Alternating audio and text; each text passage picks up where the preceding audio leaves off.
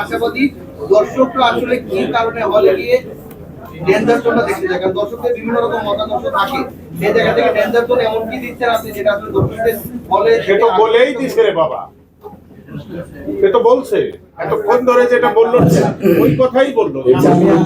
সানি অনেক আগে দিয়ে দিয়েছে। আচ্ছা আমি আরেকবার বলছি, ডেঞ্জার জোন সিনেমাটা যে দেখবে সে বুঝতে পারবে যে এর আগে বাংলাদেশে এরকম কোন সিনেমা দেখেছি কিনা। এটা আমি বুকে হাত দিয়ে বলতে পারবো। হয়তো আমি ছোট মানুষ, যদি বুকে হাত দিয়ে বলতে পারবো ডেঞ্জার জোনের মতো সিনেমা বাংলাদেশে আগে কখনো হয়েছে কিনা, কেউ দেখেছে কিনা। যদি কেউ বলতে পারে যে হ্যাঁ এরকম হয়েছে, তাহলে আমি তাকে পুরস্কার করবো ব্যক্তিগত, সেটা আমাকে প্রমাণ দিবে। আমি আপনাদেরকে সাক্ষী রেখে আমি তাকে পুরস্কার দেব। আত্মবিশ্বাস না, এর চেয়ে বড় কিছু। তবে দেখতে হবে, না দেখলে তো বুঝবে না।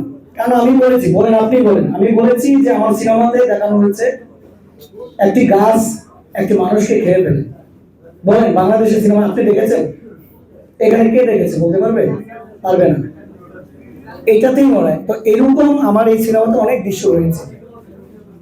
এবং আরেকটা কথা হচ্ছে, অনেকে বলে যেটা সত্যি যে 5 বছর আগের সিনেমা। বিষয়টা হচ্ছে কি, আপনি একটা জিনিস বলি, আপনি হলিউডে একটা সিনেমা বানাতে 10 বছর লাগে। আজকে শুরু করেছে 10 বছর পর রিলিজ হয় ভিএফএক্সের জন্য। তাই 10 বছর পর কি ওই সিনেমাটা পূরণ হয়ে যায়? না। ওই সিনেমাটাকে ওইভাবে মেকিং করা হয়, ওই সিনেমাটাকে অতটা টাইম নিয়ে আমার সিনেমাটাকে আমি ওইভাবে চিন্তা করেছি মিনিমাম 15 বছর সামনে। আমি যখন গল্পটা লিখেছি, আমি নিজে যেহেতু লিখেছি, আমি তখনই চিন্তা করেছি, গল্প লেখার সময় আমি চিন্তা করেছি আমি কি এই মুহূর্তে পরিচয় পাবো, নাও তো পেতে পারি। সো আমি যে 10 বছর 15 বছর পরও যদি আমি পরিচয় পাই, তাহলে আমি সিনেমাটা বানাতে পারি। ওইটা মাথায় রেখে ওইভাবে কাজ করেছি।